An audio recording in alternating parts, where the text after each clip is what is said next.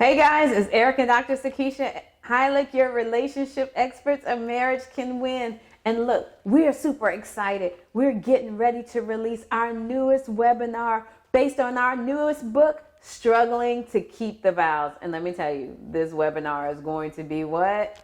Fire. Fire. Yes, it is. We're getting real raw and relevant, dealing with all the time. 5 reasons why most couples are struggling to keep the vows. Oh, yeah. So we're going to give you a little taste right now of what you can expect when you sign up for this webinar. Now think about it. In relationships, she's trying to fix him.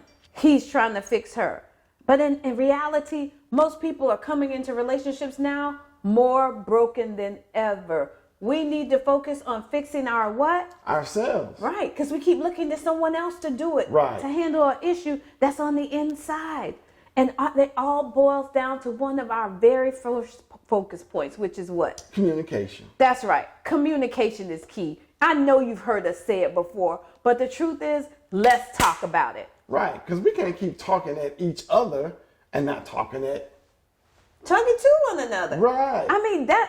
It sounds like it's a basic concept, but it's very hard to master when you're in your house, when you're in that moment, when your emotions are flying and you're like literally out of control. We refer to that as like high emotions, low intelligence. You know, you wind up finding yourself at a point where it's like, it's almost like a Charlie Brown. She's talking to you. Yeah, he's talking to you, or he's talking to you. You feel like, you know what? I kind of had it with this person putting me down and talking down to me like I need to be in the principal's office. Oh, man. Exactly. You know, and they wind up doing what a term what we call is stonewalling. They pretty much form that wall that we're always talking about. That's meant to protect them, but guess what? They're not realizing it's keeping you out. Right. So you're at an impasse. Y'all are both on the side of the wall. So what you gonna do? You gotta learn. You can't keep reaching over that wall and around that wall. You gotta bust through that wall, which means you need some tools in order to bring down that wall, exactly. Right? Oh my God. So let me tell you something. Being mindful of this, communication is a two-way street. Right. Have you guys, I'm going to take y'all back. I know I'm telling you my age. When they were younger, before all the cell phones, or even if you watch those construction workers, when you're going through traffic and one has the stop sign, and they're talking to each other on these two-way radios, meaning the communication has to go back and forth. A signal has to take place so you know when to stop and when to go. Because if not, you both come at the same time, you're going to what? Butt heads. Yeah, you're going to butt heads. It's going to be an accident. It's going to be a crash. Right. And then, we were talking about high intelligence or high emotion and low intelligence. Yes. When you get to that point, it's high emotions and no intelligence. That's right. High emotions and no intelligence. No intelligence. Because you're doing what? You're just speaking through emotions. You're mad. You want to hurt them as much as they've hurt you. Exactly. And you're not even considering the fact is, okay, once we calm down and I start recognizing this is my boo thing, you know what? After you've hurled all those the insults disaster had already occurred, and then it's going to take some time to rebuild. Absolutely. Because the breach has been, has happened. And sometimes that can really hurt. You blew up the whole situation. Yeah, and over something silly. Right. Really. Because that's what you find in these relationships. When you're upset, guess what? He's doing what? He's just blowing up and getting more emotional. Yeah, but you're talking, I'm talking, and nothing's what? Nothing's getting changed. Nobody's hearing each other. Absolutely. So one of the things about communication is recognizing that communication is a two-way street. You talk a little, I listen. You talk a little, I listen. You see how that works? Right. It's give and take. We both got something involved. We both got some skin in the game, but it can't be a one-sided thing. Right. Now, what we got to do, too, is that communication, we have to express what we expect from one another. Oh, my gosh. Because I know we may say we're prophets and we're prophetic. We know, get all deep, sha-na-na-na-na-na-na. But I need for her to tell me, because I can't be, sha-na-na-na, know what she's thinking or what she's expecting. So she needs to be able to express what she expects. So if she expects me to do something, she needs to tell me. But in order for him to understand that, he has to do what? Listen. He's got to listen. And that's all a part of that two-way communication thing for a relationship. One person is talking, the other person is listening. And the reason why that's so key, because we open up the door to allow things like misinterpretation, misunderstanding, not hearing things when you are not paying attention, and missing those key components is what could cause that blow up, because what it does, it builds up and builds up. Okay, he didn't hear me. Okay, he wasn't listening to me. Oh, he ignored me. Oh, he's talking, I'm talking. And it keeps building up and building up. And you find yourselves in a big explosion. I mean, a mess. Right. So one way we can, avoid that is we do the repetition method. Yeah, so in other words, when she's telling me something, I have to repeat back what I thought I heard she said, so I can make sure I wasn't in that Charlie Brown moment on. That's right. And then she expected me to have heard what she was telling me, and it could be something very heartfelt. Yeah. And then if I wasn't listening, I was in that Charlie Brown moment.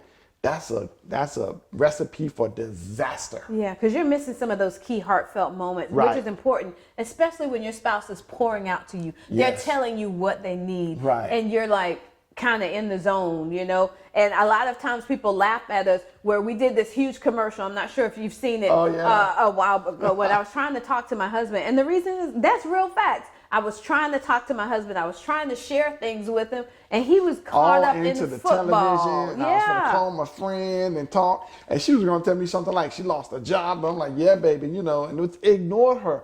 And she came towards me. She came to me to, share something that's going to be life impacting, altering, our life, our finances. And she was feeling down, and she needed me to pick her up, and she was looking for me to console her and show support. And I was so busy into the television because we did get a new quarterback.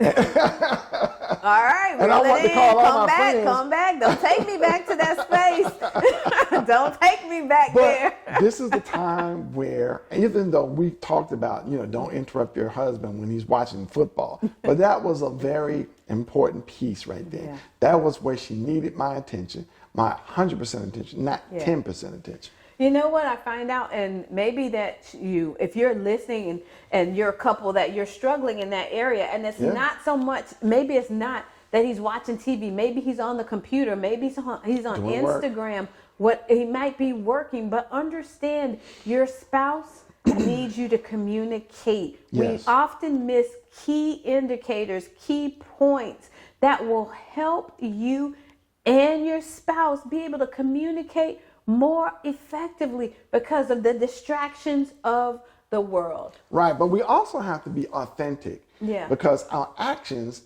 have to line up with our words. We can't just say something because we know that's what they want to hear. Right. And then our actions speak something totally different. Now, when you're talking about your actions lining up with your words, we're talking about your verbal communication and your nonverbal communication matching up. Now, I'm sure you're like, Sakeisha, what do you mean by that? Meaning, what's coming out of your mouth, does that match up with your body language? Right. We have enough of wives telling their husband, I'm fine, it's okay, whatever, and you're rolling your eyes, hands crossed, legs, back turned to them. Yeah, be real. We have got to stop expecting our significant others, and it's not just the wives, it could be the husbands too. Yeah. Stop expecting them to figure it out. Open up your mouth and say something. Yes, I'm mad. Yes, I feel ignored. Yes, I feel, betrayed. Whatever it is you're feeling, make sure you're communicating it to them and not asking them to figure it out, because that just delays the process. And when you delay that process,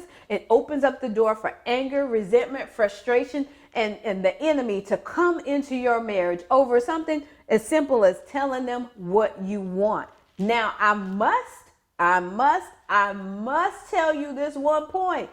Timing is everything. Yes, it does not mean all of a sudden you want to get mad while he's watching football, go stand in front of the TV and just let it all out. But it just seems to be the right time or the wrong time, that they always have something very important. And then you're like, well, it's a good television program on, or the news is on, and I'm all into the news, and then she want to get all talkative, and I'm like, oh yeah, you don't want to be like, baby, can we, but you want to hear this, and you're turning the volume up on the television, and she get louder, she don't get to hear it. Oh my God. Hey, this is not about me. No, but I mean, serious talk. Those things do happen in relationships. They do happen in households. It's happened in our household. Yes. But let's be real. Let's think about it. I was one that would do that, interrupt during football season. But then the shoe is on the other foot. I don't watch a whole lot of TV, right. but there are certain shows that I like. I like HGTV and Love It or List It, those types of things. Right. So can you imagine my frustration when I'm finally getting a chance to watch my shows? You know, been saving up that time. This is how I'm going to relax and get my me time. And then he wants to step in front of there. I come and interrupt and say, hey, baby, did you do this today? And she hates when I do that. Yeah. You know, and that's like, you have to consciously and make a strong effort not to do that when you know that something's going to irk them. And I want to, you know, she wants to relax and watch her favorite TV show. Then I want to talk about business. You know, baby, I got a good idea. You know, she like, and she gave you that look, and you're like, okay, maybe it's not the right time. Yeah, but the thing is, he will get the hint. But we have to be willing. But she don't get the hint when I'm like trying to watch TV. Okay, and she get upset. Okay. Back over here. All right. But seriously, what I am saying is, though, for you, maybe it's not TV. Maybe it's, you know, when you're ready to go exercise. Maybe it's when you're ready to take a nap. Maybe, you know, whatever your case may be, you've got to treat your spouse with the same respect you want in return, which means communicating. Yes. You are going to be the best wife that you can be when you're able to show up, you know, in your right frame of mind, meaning not deprived of sleep, not eating, just overexerting yourself. So it's okay to establish a boundary and say, hey, every morning from 7 to 7:30 is my prayer time, unless the house is on fire, unless, you know, somebody's passed out on the floor. Do not interrupt me. And you get that time so you can get your mind right before you start your day. Now, for some of you, you may be a night owl, and you may need that time at night. So communicate that with them. Just tell them, look, I need to block out this time Monday, Wednesday, Friday from 8 p.m. to 8:30 p.m. just to kind of go in the office, go in your closet, whatever you need to do. Communicate that with them. Set those boundaries, just like we schedule appointments for our clients. But the thing is that same thing. It doesn't work unless you're respectful of that. Yeah. You have to be, like, again, I said, you got to make the effort. You got to make a conscious decision. And you got to even catch yourself when you get into those boundaries. Because if they're set, they're set for a reason. And so that's where the respect for the time, respect for the moments have to be in place. You know, and that's really important. So that was one of our key topics that we're going to be hitting really, really hard, going in depth on. It's communication. Right. That's one of those key areas in which couples tend to struggle, which kind of leads us into our second part. Let's think about it. What do you think it is? Well, I know when the money ain't right, communication is not right. And then that's just not the time to talk about the next topic, which is sex. Okay, well, hold on. Let me put a pause right here before we jump into the sex part. Know. Let's hit the finance part really, really quickly, because finances, it's huge. It's tearing couples apart. Yes. You know, this pandemic was unanticipated. People lost their jobs. They lost homes. They lost cars. They lost loved ones. Yes. So finances they've been kind of all tossed in the air all around. I get it. Now, some of us that are entrepreneurs took that time to pivot, create some programs, and start killing the game. Yes. But not everybody is called to entrepreneurship, and we understand that. Right. So when an issue and dealing with finances impacts and hits your home, that's a huge issue. Right. So this is very important that you have to communicate, but you got to communicate about those finances. Absolutely. We got to communicate about those Amazon packages that keep coming in. And with it, well, what is this? What's getting delivered? What? Fashion Nova? Where did that come from? I didn't order that. Okay. You know what? We're going to stay focused right now. Let's stay focused on what we're talking about. But we do have to communicate about our finances. And, you know, you got to have some discipline. Yeah, that's really, really important. And we can laugh and joke about the Fashion Nova packages or Macy's packages, Bath and Body Works. But because what happened is we were wise enough to set our finances up such that we have our account together. He has his funds, Because we and I have talked my about funds. it, and that's the effective communication.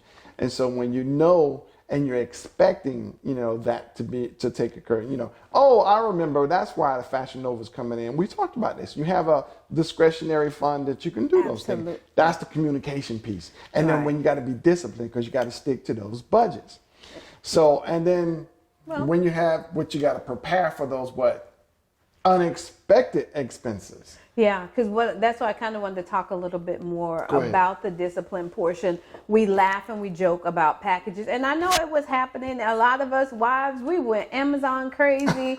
we shopped from home because we found in that quarantine we were confined in a certain area. Some of us, we were at a point where we're spending more time with our significant others than we ever have or in a long time, and it was stressful for lots of couples. And then some people, they wound up shopping to kind of calm themselves down. They wound up, getting on webinars, and I get that, but you still have to have discipline. So that's why, we'll laugh and joke about it, but we do know we have our joint account together where the bills are paid, the car notes paid, car insurance, that money is not impacted. Prioritizing. So when we have those little things, when they have those little sales, like, things going on sales down to $3.50, you can stack up on those things because you got your little discretionary fund that will allow you to do that. And that's the importance of doing that. That's a key component that I want to drive home because you need to be disciplined, but in order to get like that, we had to communicate about it. We had to put a plan in place, because when you're not prepared, or you're not, a lack of preparation, or like you have that unexpected loss of income. Right.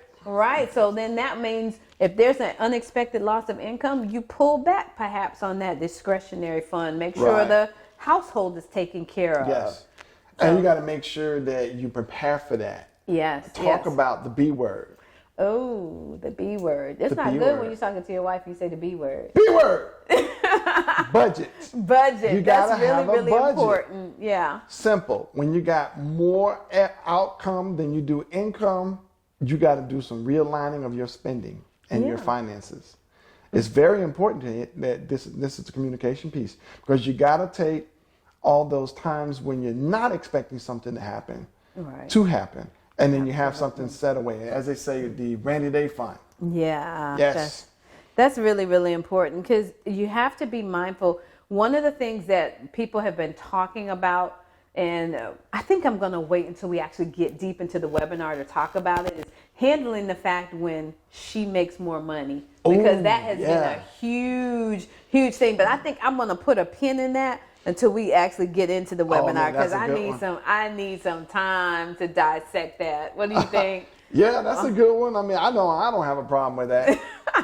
Because the money is spendable in our joint account. But you know what? A lot of people do not have that same thought pattern or perception, which kind of goes back to how they were raised, what they witnessed as a child. So it can impact them differently now as a man. But let me put a pin on that, because if not, oh my gosh, we'll be here for a long time. When there's a lack of finances, we don't want to start talking about sex. Yes. And then you don't want to put everybody in your business. Right, you're right. So what happens a lot of times with your sex life, it seems like that everyone is in your business. Trying to tell you what to do, how to do it. Child, you need to do this and this and this and this. If I was, and they ain't been married and never thought about trying to get married and don't have a successful relationship, can't keep a man, can't keep a woman, they want to try to tell you like they're the experts. All right. But just be mindful. So, some people may be sitting and they might be thinking, or you might be thinking, hey, it seems like everybody else's marriage is working but mine. Yeah, what's wrong with It's like something has got to change. But one of the key reasons why, and like what my husband talked about earlier about the sex life and there being unmet expectations, because sometimes we allow external influences into our bedroom. Right, exactly. External influences into your bedroom. If your money is not right, the communication is not right, the bedroom is not going to be what? Oh, it's not going to be right. Yeah, because that's when the struggling to keep the vows gets real. Yeah. So it's really, really important. So if you haven't already secured your copy of the book, make sure you get a copy of the book now. Yes. And if you have not gotten a copy of the workbook that's going to go along with this webinar, make sure you get a copy of that as well. Because you're going to love this book. It will teach you how to save your marriage when a spouse has been unfaithful. Oh my gosh. Oh my gosh. That's one of those barriers to a fulfilling sex life. If you've got something going on that's really impacting your bedroom. But you know what? I'm going to put a pin in this because there's we could really go deep. We could start breaking down those 7 barriers to a fulfilling sex life, which that's going to be a part of this webinar. So we told you want to make sure you go ahead and you sign up today because spaces are going to be limited for this webinar. I got to make sure they know when you want to fuel the fire in the bedroom, because we talk about sex and finance is one big piece. You don't want to talk about sex, but to fuel the fire in the bedroom, again, oh my gosh, it's hard to keep it up when you have no finances. It's hard to keep it wet when there's no finances. When the stress is high and the money ain't right, your wife start looking the other way like she is now. But you got to remember, we took these vows. Yeah. Until death do us part. Right. But it could come sooner if you don't have everything set right. And that money it'll keep it rough and tough. Wow.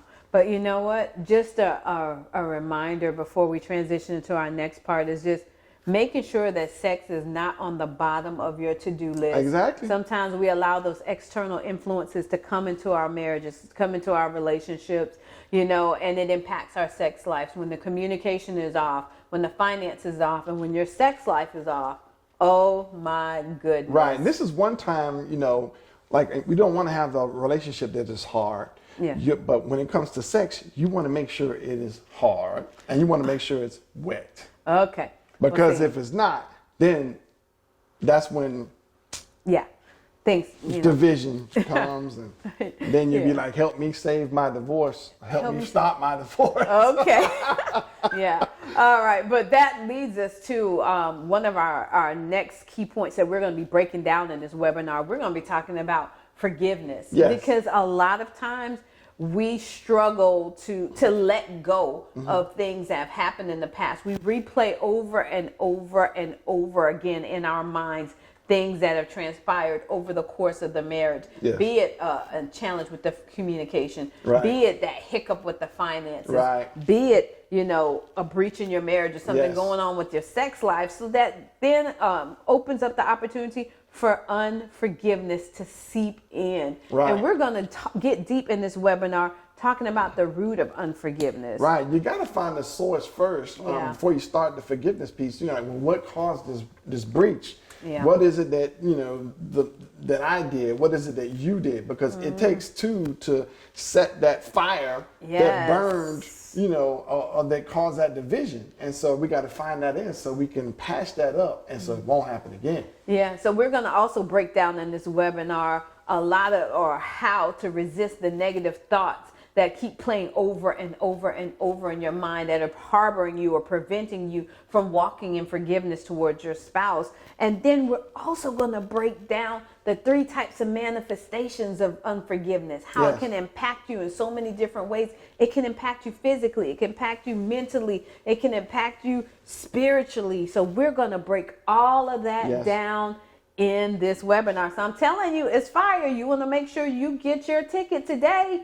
Which kind of leads us to our very last topic, or just the 5th point. I'm not going to say our last topic because there's so many more topics that we can explore when couples are struggling to keep their vows. But that very 5th part is called rebuilding trust. Rebuilding trust. It's hard if you're not communicating, if your money is funny, if your sex life is off, if you're unwilling to forgive. Then how are you going to be able to rebuild that trust? And that trust can have been breached in the past, and you're coming into this relationship still not trusting. But, and so you're already doomed to fail before you even start the relationship. Yeah, so we're going to be breaking down the unresolved issues that prevent you from rebuilding trust. We're going to help you to be able to identify the triggers or be able to address your inability to identify the triggers that are preventing you from being able to rebuild trust. And we're also going to help you come up with a plan of action, because so many people are struggling to keep their vows, but they're trying to go about it on their own, not recognizing they need help. They need someone to come alongside them on their journey to help them. If you are serious about any of these 5 areas, if you are struggling in any of these areas, you want to make sure that you register for this webinar today. We want to help you change that narrative, help you to stop struggling to keep the vows in so many different areas. And before you leave, you should be able to create a 5-step plan of action. So for those of you that are struggling to keep your vows, you will have a plan of action. Right. But you know what? You have to be the change that you want to see in your relationship. So make sure that you go ahead and click on that button, request your access pass. Go ahead and purchase your access, because it's going to be a fire. I'm telling you. Make sure you have a copy of the book to go along with it and the workbook. Sign up for the webinar today. We're so excited to partner with you. And so we just want you to know help is on the way. So like my husband said, you can be the change that you want to see in your relationship. And we will see you at that Struggling to Keep the Vows webinar. Yes.